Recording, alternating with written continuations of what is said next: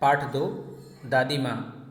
अगला पैराग्राफ है, किशन के विवाह के दिनों की बात है।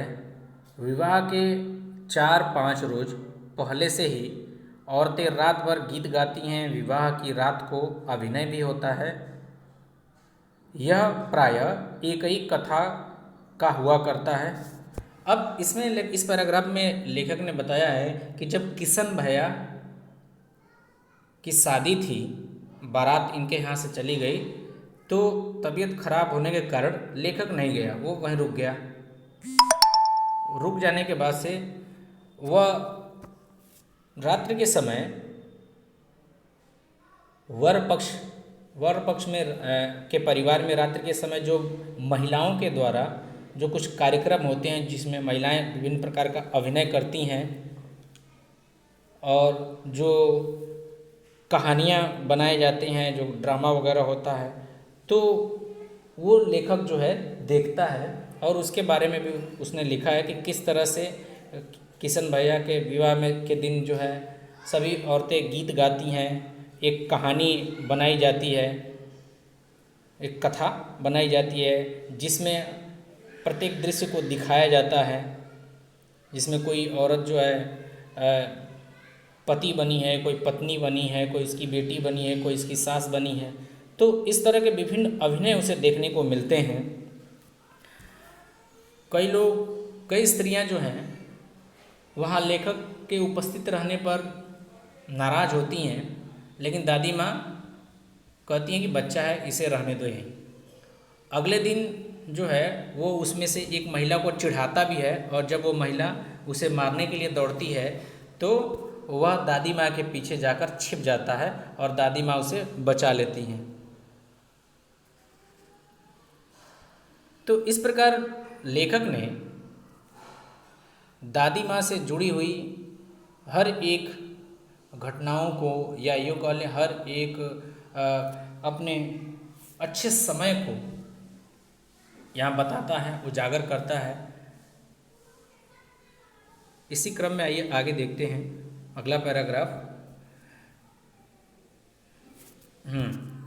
देखिए यहाँ पर, देबू की माँ ने चादर खींच ली, कहो दादी यह कौन बच्चा सोया है। हाँ, तो जो मैंने आपको बताया था कि अगले दिन जो है जिस स्त्री ने इसे मारने के लिए दौड़ाया, लेखक ने उसे चिढ़ाया भी, और जब वो मारने के लिए दौड़ाती हैं तो वो जाकर दादी माँ के पीछे छिप जाता है। देखिए यहाँ पे दिया है, भागा और दादी माँ के पास जाकर खड़ा हो गया। वस्तुतः किसी प्रकार का अपराध हो जाने पर, यानी सामान्यतः किसी प्रकार का अपराध हो जाने पर दादी माँ की छाया में खड़े हो जाने पर अभय दान मिल जाता। अभय दान, अभय भय ना होना, दान, यानी उसे वो समझ जाता कि अब मुझे कोई मार नहीं पड़ेगी, कोई डांट नहीं पड़ेगी। उसे पूरा विश्वास था कि अब मेरी जान बच सकती है तो दादी माँ के पास जाकर ही। और लोग जब वो दादी माँ के पीछे जाकर छिप जाता था तो उसे लोग माफ़ कर देते थे। आगे देखिए, स्नेह और ममता की मूर्ति दादी माँ की एक एक बात आज कैसी कैसी मालूम होती है। परिस्थितियों का वात्या चक्र जीवन को सूखे पत्ते सा कैसा नचाता है, कैसा नचाता है, इसे दादी माँ खूब जानती थीं।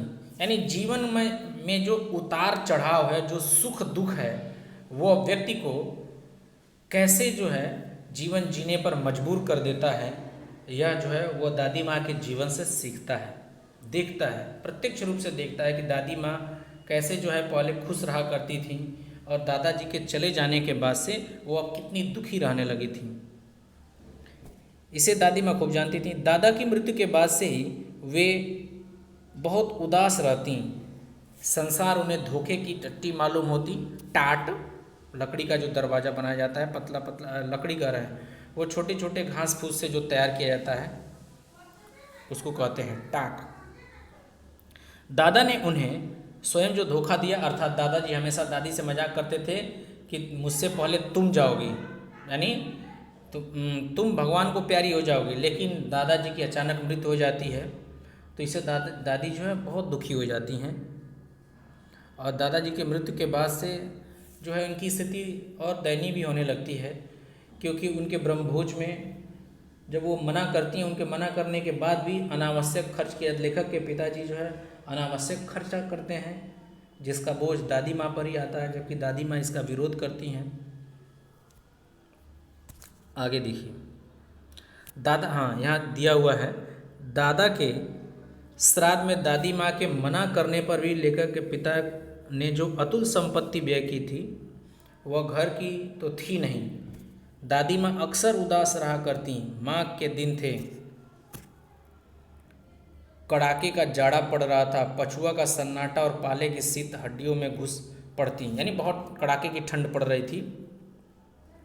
इसी बीच लेखक देखता है कि इस ठंड में दादी माँ केवल एक साड़ी पहने हुए, कोई गर्म कपड़े उन्होंने ऊपर से नहीं पहने थे, और एक कमरे में जाकर बैठी हुई हैं और एक दीप, एक बक्से पर, एक संदूक पर एक दिया जलाए हुई है। यहाँ दिया हुआ है, दादी माँ गीली धोती पहने कोने वाले घर में एक संदूक पर दिया जलाए हाथ जोड़कर बैठी हैं। उनकी स्नेह कातर आंखों में मैंने आंसू कभी नहीं देखे। अर्थात उस समय दिया जलाए हुए दादी माँ प्रार्थना कर रही थी और रो रही थी। मैं बहुत देर तक मन मारे उनके पास बैठा रहा। उन्होंने आंखें खोली। दादी माँ, मैंने धीरे से कहा। तो दादी माँ जो है, देखिए यहाँ पे फिगर भी दिया हुआ है, चित्र, किस तरह से संदूक के ऊपर एक दिया जलाए हुए और बैठ कर प्रार्थना कर रही हैं और रो रही थी। तो दादी माँ के बारे में पूछता है कि दादी माँ क्यों ऐसे रो रही हो। लेखक पूछता है और कहता है कि आपको ठंडी नहीं लग रही है। दादी माँ कहती हैं कि मुझे सर्दी गर्मी नहीं लगती बेटा। वे मुझे खींचती रसोई में ले गईं। सुबह मैंने देखा चारपाई पर बैठे पिताजी और किशन भैया मन मारे कुछ सोच रहे हैं। दूसरा चारा ही क्या है, बाबू बोले। रुपया कोई देता नहीं, कितने के तो अभी पिछले भी बाकी हैं। वे रोने रोने से हो गए। यानी किसी बात को लेकर चर्चा चल रही थी घर में, रुपए पैसे की बात हो रही थी कि अब घर में रुपए पैसे नहीं हैं या किसी को देना है, उधार चुकता करना है। तभी जो है दादी माँ आती हैं। अब देखिए दादी माँ की विशेषता यहाँ पे और लेखक ने लिखा है कि दादी माँ आती हैं, कहती हैं रोता क्यों है रे। दादी माँ ने उनका माथा सहलाते हुए कहा, मैं तो अभी हूँ ही। उन्होंने संदूक खोलकर एक चमकती सी चीज़ निकाली। तेरे दादा ने यह कंगन, यानी उन्होंने उस संदूक से सोने का कंगन निकाला जो उनके दादाजी ने उनको दिया था।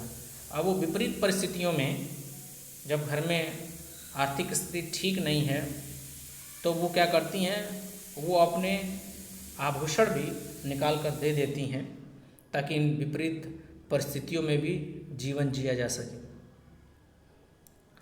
कंगन मुझे इसी दिन के लिए पहनाया था। उनका गला भर आया। हालांकि वो कंगन देते देते रोने लगी। मैंने इसे पहना नहीं, इसे सहेज कर रखती आई हूँ। यह उनके वंश की निशानी है। उन्होंने आंसू पोंछ कर कहा, पुराने लोग आगा पीछा सब सोच लेते हैं बेटा। आगा पीछा सोचना यानी भविष्य के बारे में विचार करना, या पक्ष विपक्ष दोनों तरह से कि इसका लाभ हानि क्या है, दोनों चीज़ों पर लोग विचार करते हैं, उसको आगा पीछा कहते हैं। हाँ, अब देखिए, सचमुच मुझे दादी माँ शाप भ्रष्ट देवी सी लगी। अर्थात किसी को श्राप दे दिया गया हो, जो श्राप से युक्त हो और वो जिए जा रहा हो, लेकिन उसके अंदर देवी माँ भी हैं। जैसे जब दादी माँ किसी पर चिल्लाती, डांटती, तो उनका दूसरा रूप सामने आता, और इस समय जब विपरीत परिस्थितियों में वो अपने गहने उतार कर दे देती हैं कि लो इसे बेचकर पैसे ले आओ और काम रुकना नहीं चाहिए। रामी की चाची का कर्ज माफ़ कर देती हैं, साथ ही साथ जब पैसे भी देती हैं उन्हें, और शुरू में उन्हें कैसे डांटती हैं, अपने यहाँ रुकने नहीं देती हैं, दरवाजे से भगा देती हैं उसे, लेकिन जो है वो उनका पैर पकड़ लेती है और माफ़ कर देती हैं वो, और उन्हें पैसे भी देती हैं। तो इनके कई रूप जो है लेखक को दिखता है। वही लेखक कह रहा है कि दादी माँ मुझे शाप भ्रष्ट देवी सी लगी। धुंधली छाया विलीन हो गई, यानी जो दादी माँ का चित्र उनके सामने दिख रहा था, यानी जो यादें उनकी थीं, अब वो विलीन होती गईं। मैंने देखा दिन काफ़ी चढ़ आया है, पास के लंबे खजूर के पेड़ से उड़कर एक कौवा अपनी घिनौनी काली पांखें फैलाकर मेरी खिड़की पर बैठ गया। हाथ में अब भी किशन भैया का पत्र कांप रहा है। काली चींटियों की कतारें धूमिल हो रही हैं। आंखों पर विश्वास नहीं होता। मन बार बार अपने से ही पूछ बैठता है, क्या सचमुच दादी माँ नहीं रही? यानी इन सब यादों को जब उनके सामने घूमने लगती हैं सब यादें दादी माँ से जुड़ी हुई, तो फिर उसके हाथ में जो पत्र है उस पर उसका निगाह जाता है और उसे विश्वास नहीं होता कि क्या सचमुच दादी माँ अब नहीं रही, अर्थात उनकी मृत्यु हो गई है। तो इस प्रकार ये कहानी पूरी हो गई। इसमें लेखक ने अपनी दादी माँ के बारे में लिखा है, उनके गुणों के बारे में, उनकी आदतों के बारे में, किस तरह से वो लेखक को बीमारी के समय में कितना सहयोग करती थीं और एक राजवैद्य की तरह कार्य करती थीं। रामी की चाची का कर्ज माफ़ करके उन्होंने अपने दयावान होने का भी परिचय दिया, कितनी दयालु थी। विपरीत परिस्थितियों में जब घर में संकट आता है तो अपना कंगन जो है दे देती हैं। तो इस प्रकार लेखक जो है अपनी दादी माँ का बखूबी वर्णन किया है, उनके गुणों का आधार बनाकर इसमें लिखा है। धन्यवाद।